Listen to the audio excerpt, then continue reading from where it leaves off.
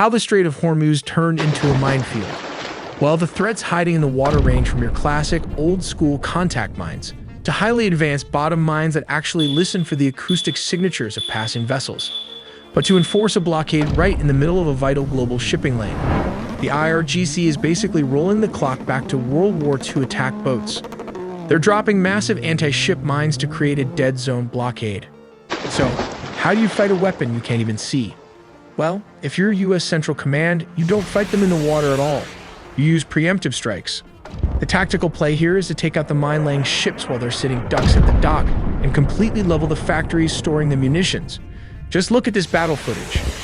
Here are the mine-laying vessels getting hit by Hellfire missiles long before they ever get the chance to pose a threat. This is Strait of Hormuz. It's a massive global choke point, handling roughly 20% of the world's daily oil supply. Iran's Islamic Revolutionary Guard Corps threatening that not even a single leader will reach their enemies.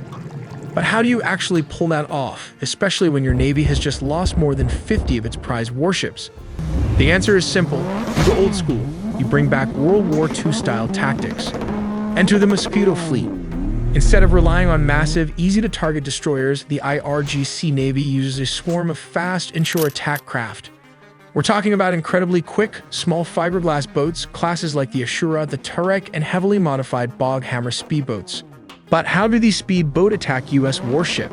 The Islamic Revolutionary Guard Corps Navy operates hundreds of small, fast attack craft armed with heavy machine guns, rockets, and anti-ship missiles. The tactic here is simple, but deadly. Instead of trying to fight a U.S. destroyer one-on-one, which they would lose, they deploy dozens of small boats simultaneously from every direction. The goal is to overwhelm the U.S. ship's defensive systems, like the phalanx, by presenting more targets than the ship can track and destroy at once. And they don't stop at military hardware. They actively deploy dual-use craft. To the untrained eye, these look like everyday fishing dhows or commercial trawlers, but underneath, they're secretly outfitted for covert military ops. So how exactly do these tiny boats deploy heavy naval mines? Since they are dedicated, large-scale mine layers, you won't find any high-tech, automated track systems here. Their methods are incredibly low-tech, but in a tight bottleneck like the Strait of Hormuz, they are lethally effective. It usually comes down to the stern drop method. The mines are simply strapped to the back deck of a small boat. Once they get their target coordinates, the crew literally just rolls or pushes these massive explosives right off the stern and into the water. Some of the slightly larger boats might have basic metal rails to help slide them off, but really that's about it. This bare-bones setup is absolutely perfect for hit-and-run tactics. The whole strategy relies on speed and stealth. A small speedboat can dart right into the busy shipping lanes, hide under the cover of darkness, or just blend in with regular civilian traffic. They drop 2 or 3 mines in a matter of seconds and then floor it back to the safety of the Iranian coastline, long before heavy U.S. warships can even get a lock on them. And the weapons themselves. These little boats are tapping into an estimated Iranian stockpile of anywhere from 2,000 to 6,000 devices. They drop everything from simple contact mines, which float near the surface and explode on impact, to advanced bottom mines. Those sink to the shallow seafloor and just wait, patiently listening to detonate the second they detect the acoustic signature of a passing supertanker. How the U.S. is using the preemptive capability destructions to strike the 16 mine-laying ships. This is strategy 1.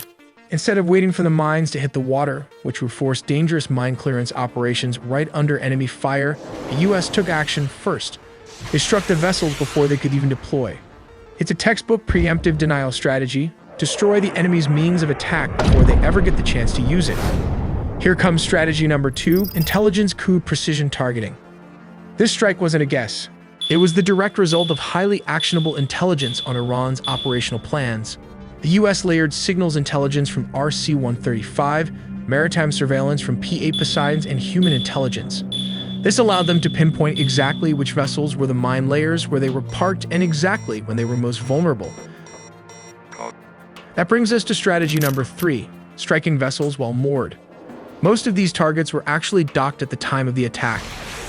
Hitting a stationary ship is infinitely easier, safer, and more precise than hunting down a moving target out on the open ocean. Plus, it completely eliminates the risk of a missed shot causing an unintended international incident in a heavily trafficked strait. Strategy number 4 is the dual target doctrine. By hitting both the mine-laying vessels and the mine storage facilities at the exact same time, the operation guaranteed that even if replacement boats were available, there wouldn't be any ordnance left to arm them. It's a layered approach designed to maximize the strategic impact of a single coordinated operation. The US didn't just use one weapon, they threw the entire playbook at the Mosquito fleet. They used Hellfire missiles fired from drones against small boats, and launched long-range cruise missiles from Navy destroyers right off the coast. And to finish the job, heavy strategic command bombers dropped massive 2,000-pound, GPS-guided bunker busters to completely wipe out the boats while they were still sitting in their storage facilities.